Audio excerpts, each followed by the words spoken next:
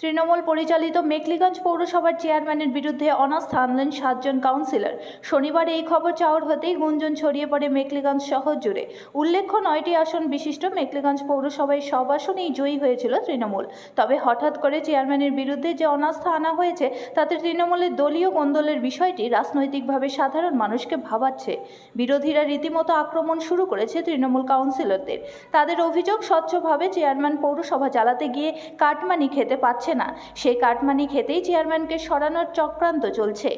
যদিও অনাস্থা নিয়ে মেখলিগঞ্জ 7 নম্বর ওয়ার্ডের কাউন্সিলর প্রভাত পাটনি জানান, চেয়ারম্যানের বিরুদ্ধে 1 বছর ধরে তারা অসহযোগিতার অভিযোগ জানিয়ে আসছেন, কিন্তু তাতে কোনো লাভ হয়নি। পৌরসভার সাধারণ মানুষকে নানানভাবে হেনস্থা করা হয়। যে কোনো কাজের ক্ষেত্রে তারা সুযোগ সুবিধা থেকে বঞ্চিত থেকেছেন। বিষয়টি নিয়ে তারা চেয়ারম্যানের সাথে আলোচনা করেছেন, কিন্তু এরপরেও কোনো সুরাহা হয়নি। পরিশেষে বাধ্য হয়ে 7 জন কাউন্সিলর মিলে তারা চেয়ারম্যানের বিরুদ্ধে অনাস্থা এনেছেন।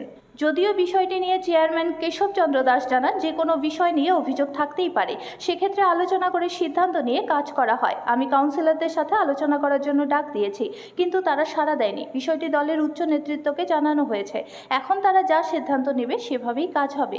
এদিকে তৃণমূলের অনাস্থা প্রস্তাবকে কাটমানির ভাগাভাগির কোন্দল বলে স্পষ্ট দাবি করেছেন বিজেপির মেখলিগঞ্জ শহর মণ্ডল কমিটির সভাপতি আশিকুর রহমান। তার কথায়, চেয়ারম্যান হয়তো কাউন্সিলরদের সঠিকভাবে টাকার ভাগ দিতে পারছেন না, তাই তারা অনাস্থা এনেছেন। সাধারণ তৃণমূল কর্মীদের মধ্যেও ক্ষোভ রয়েছে এই খবর অনাস্থা নিয়ে। নাম প্রকাশে অনিচ্ছুক এক কর্মী জানান, মেখলিগঞ্জ দলের বিভিন্ন নেতাদের বিরুদ্ধে দুর্নীতির অভিযোগ। সেই দিক থেকে স্বচ্ছভাবে পৌরসভা চালাচ্ছে কেশবচন্দ্র দাস। বিগত চেয়ারম্যানগুলির মতো তার বিরুদ্ধে এখনও সেরকম দুর্নীতির অভিযোগ নেই। সেই কারণে তার বিরুদ্ধে অনাস্থা প্রস্তাব আনা ভালোভাবে মেনে নেবে না সাধারণ মানুষ। দুর্নীতির আঁকড়া গড়ে তুলতেই সেই অনাস্থা দাবি তাদের। আবার কেউ কেউ মেখলিগঞ্জের বিধায়ক পরেশ অধিকারীকে দায়ী করেছেন। তাদের অভিযোগ, বিধায়কের সঙ্গে হয়তো বনিবনা নেই, সেই কারণে তার নির্দেশেই চেয়ারম্যানকে সরানো হচ্ছে। এক কাউন্সিলর স্বীকারও করেছেন, পরেশ অধিকারীর নির্দেশ মতো অনাস্থা আনা হয়েছে। দলেরই এক নেতার বক্তব্য, হয়তো স্বচ্ছতার জন্য আগামী বিধানসভা ভোটে দলের টিকিটের দাবিদার হতে পারে কেশবচন্দ্র দাস। এমনিতেই বিধায়ক পরেশ অধিকারীর বিরুদ্ধে চাকরির দুর্নীতির অভিযোগ রয়েছে। তার বিরুদ্ধে সিবিআইয়ের চার্জশিটে নাম রয়েছে। দুর্নীতির জন্যই মন্ত্রিত্ব হারিয়েছেন, সেই কারণে আগামী বিধানসভা নির্বাচনে টিকিট পাবে কিনা প্রশ্নচিহ্ন দেখা গেছে। যদিও দলে তার অনুগামীরা অনেকেই পরেশ অধিকারীকে টিকিট পাক এটা চেয়েছে, নয়তো তার জায়গায় অঙ্কিতা অধিকারী টিকিট পাবে। কিন্তু সেই ক্ষেত্রে বড় বাধা হতে পারে স্বচ্ছভাবে পৌরসভার চেয়ারম্যান পদ চালানো কেশবচন্দ্র দাসের। কারণ রাজবংশী মুখ সেরকম নেই তৃণমূলে। দলের টিকিট নিয়ে উত্তম সরকার নামে এক ব্যবসায়ীর নাম উঠে আসলেও তিনি রাজবংশী না হয়ে তার টিকিট পাওয়া কঠিন হতে পারে। মেখলিগঞ্জের অধিকাংশ অধিবাসী রাজবংশী, সেই কারণে উল্লেখযোগ্য বিকল্প ছিল কেশবচন্দ্র দাস। সেই কারণে তাকে হটিয়ে দেওয়ার চেষ্টা বলে দাবি করা হচ্ছে। যদিও এ নিয়ে তৃণমূলের এক শহরের নেতা এসব জল্পনার ভিত্তি নেই দাবি করেছেন। তার দাবি, শুধুমাত্র পৌরসভার কাউন্সিলরদের সমস্যা, এখানে বিধানসভা ভোটের সংযোগ নেই। বিধানসভা ভোট অনেক দেরিতে আছে। দাদা, আমরা যেটা শুনতে পারলাম যে গতকাল আপনারা চেয়ারম্যানের বিরুদ্ধে অনাস্থা ডেকেছেন, মানে হঠাৎ করে আপনাদের এই সিদ্ধান্ত? হঠাৎ করে এই সিদ্ধান্ত না, আমাদের এই সিদ্ধান্ত আমরা দলগতভাবে আমরা প্রায় 1 বছর থেকে আমরা বিভিন্ন মহলে, আমাদের পার্টির ইন্টারনাল মহল আছে, সব জায়গায় আমরা জানিয়েছি। আমরা লাস্টে আমরা চেয়ারম্যানের সাথে এই বিষয়ে অনেকবার বসেছিলাম। ওনার যা যা আমাদের সমস্যা ছিল সমস্যাগুলো ওনাকে বলেছি।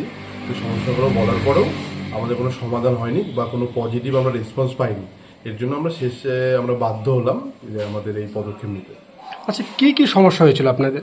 সমস্যা, আমাদের বিভিন্ন কাউন্সিলের বিভিন্ন ধরনের সমস্যা ছিল। আমাদের মোটামুটি 9 সংখ্যা বিশিষ্ট আমাদের মেক্সিমাম মিউনিসিপ্যালিটি পৌরসভা। এই পৌরসভার 9 জনের মধ্যে 8 জন কাউন্সিলরই চেয়ারম্যানের বিরুদ্ধে কিছু কিছু সমস্যা ছিল। সমস্যাগুলো আমরা বিভিন্ন মহলে বিভিন্নবার জানিয়েছি। আমাদের সমস্যাগুলো মেনলি আমাদের অসহযোগিতা, চেয়ারম্যানের বিভিন্ন কারণে আমাদের অসহযোগিতা, এবং মেন আমাদের যেটা সমস্যা হচ্ছে পাবলিক হ্যারাসমেন্ট। পৌরসভার যে জনগণ বিভিন্ন পরিষেবার জন্য পৌরসভা যায়, তাদেরকে বিভিন্ন কারণে হেনস্থা ও হচ্ছে তাদের বারবার ঘোরানো হয় তাদের বিভিন্ন কাজের জন্য। এই জিনিসগুলোর ফলে আমাদের সাংগঠনিক যে প্রত্যেকটা কাউন্সিলরের একটা সাংগঠনিক কাজ থাকে নিজের ওয়ার্ডে, সেই কাজগুলো করতে প্রচণ্ড অসুবিধা হচ্ছিল। এই অসুবিধার জন্য এর প্রমাণ হচ্ছে বিগত লোকসভা ভোট যেটা হলো, সেটার যে রেজাল্টও আমরা পেয়েছি। মেখলিগঞ্জ মিউনিসিপ্যালিটি আমরা পিছিয়েছিলাম। এগুলোই মূলত কারণ আমাদের অনাস্থা আনার। আচ্ছা, সেক্ষেত্রে কি তোমাদের চেয়ারম্যানের কোনো ভূমিকা ছিল? ভূমিকা বলতে কোন ক্ষেত্রে? এই যে বললেন যে যেমন পৌরসভার লোকসভা নির্বাচনে আপনারা মেকলিগঞ্জ পৌরসভায় পিছিয়ে ছিলেন। হ্যাঁ, একটা পৌরসভার মেন দায়িত্ব বলতে চেয়ারম্যানের উপরেই থাকে। চেয়ারম্যান যেহেতু পাবলিক ডিলিং মেনলি পৌরসভা থেকেই হয়, পৌরসভা অফিস থেকে হয়, সেহেতু পৌরসভা অফিসে কোনো পাবলিক বা কোনো পৌরবাসী গিয়ে যদি সেখানে সুবিধা না পায় বা সেখানে যদি হেনস্থার শিকার হয়, তাহলে তো সেক্ষেত্রে তার পার্টির প্রতি তার একটা মনোভাব সে থেকেই যাবে। সেটার প্রভাবই সে ভোটের পড়েছিল, লোকসভা ভোটে পড়েছিল। আচ্ছা, আপনার ওয়ার্ডের যারা সাধারণ জনগণ তারাও কি সমস্যায় পড়েছিল? আপনাকে অভিযোগ জানিয়েছিল এই বিষয়ে? বিভিন্ন সময়, শুধু আমার ওয়ার্ড না, আমার ওয়ার্ডে তো আছে বিভিন্ন মেকলিগঞ্জের বিভিন্ন 9টা ওয়ার্ডেরই বিভিন্ন মানুষ বিভিন্ন কারণে আমাদের কাউন্সিলরদের কাছে অনেকবার বলেছে এই বিষয়ে। আমরাও চেয়ারম্যানকে অবগত করেছি এই বিষয়ে, কিন্তু এই বিষয়ে কোনো পজিটিভ রেসপন্স ওনার কাছ থেকে আমরা পাইনি। আচ্ছা, আপনার নাম এবং আপনার ওয়ার্ড? আমার নাম প্রভাত পাটনি, আমি মেকলিগঞ্জ 7 নম্বর ওয়ার্ডের কাউন্সিলর। ধন্যবাদ। দাদা, হয়তো আপনি জানেন মেকলিগঞ্জ পৌরসভার বর্তমান যে চেয়ারম্যান কেশবচন্দ্র রায়, আর তার বিরুদ্ধে তৃণমূলেরই 8 জন কাউন্সিলর তারা অনাস্থা প্রস্তাব কালকে ডেকেছেন। মানে এই বিষয়টি নিয়ে যদি বলতেন আপনারা। মানে দেখুন, এই রাজ্য সরকারের নেতৃত্বে তথা তৃণমূল কংগ্রেসের যে চিন্তাধারা তা গোটা পশ্চিমবঙ্গের লোক জানে। আমরা 2022 সালের পর থেকে দেখেছি যে এই ভোট তৃণমূল কংগ্রেসকে মেকলিগঞ্জ জনবাসী উপহার দিয়েছিল, কিন্তু তার পক্ষান্তরে তৃণমূলের যেটা সবচেয়ে বড় যে তাদের নীতিগত আদর্শ, যে তারা চুরি বা ভাগা না পেলে তারা কোনো জায়গায় শান্তি থাকতে পারে না। হয়তো এই চেয়ারম্যান তাদেরকে, সেই সমস্ত কাউন্সিলর এবং যারা তৃণমূলের এখানে নেতা রয়েছেন তাদেরকে হয়তো সঠিকভাবে সেই পরিষেবা, ভাগার পরিষেবা তাদেরকে দিতে পারেনি। কারণ আমরা ইতিমধ্যে তাকে দেখেছি যে মেকলিগঞ্জে তিনি দীর্ঘদিন ধরে কয়েক বছর যাবৎ তিনি এখানে পুলিশের একজন আধিকারিক হিসাবে তিনি ছিলেন। তার পরিবর্তিতে তিনি রাজনীতিতে আসেন। আজকে তৃণমূল অনাস্থা এনেছে, তৃণমূল আনতেই পারে, তাদের দলীয় ব্যাপার, এই বিষয়ে আমাদের কোনো মতামত নেই। আমরা যতটুকু জানি যে ঘটনা হচ্ছে এখানে কোনো ভাগাভাগির ব্যাপার নিয়েই আজকে এই ব্যাপারটা আসছে। যদি ভাগাভাগি ব্যাপারটা না হতো তাহলে তিনি সর্বপ্রথম তাহলে কেশববাবুকে তারা বসালেন কেন চেয়ারম্যান? আর আজকে কাউন্সিলরদের কথায় আজকে পরিষ্কার যে আজকে মেকলিগঞ্জের পৌরসভার নাগরিককে তারা পরিষেবা দিতে ব্যর্থ।